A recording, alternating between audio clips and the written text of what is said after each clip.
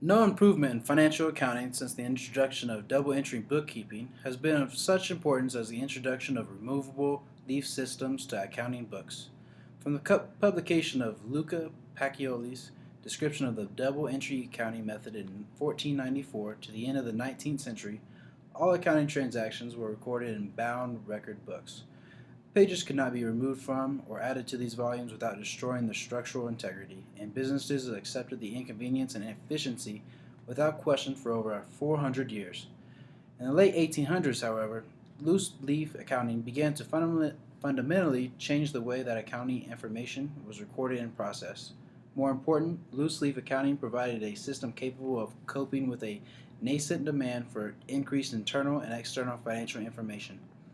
In less than 50 years, this approach had been accepted around the world. The evolution of the loose leaf system makes most sense when seen in context with the vast changes occurring in the business world at the time. The growth of the corporate entity, the creation of the modern office, the development of new means of communication and information processing, all requiring information, ultimately drove the acceptance of loose leaf accounting.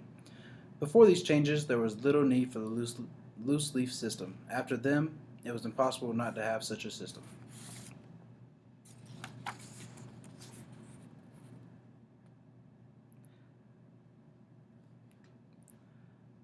I've lived in Wyoming my whole life. The family has been in Wyoming well for generations.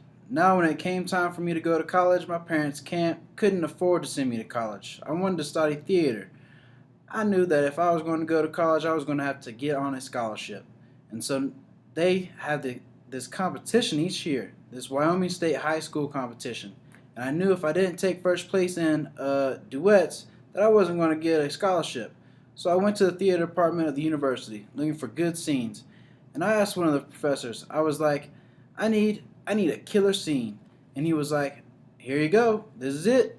And it was from Angels in America. So I read it, and I knew that I could win Best Scene if I did a good enough job.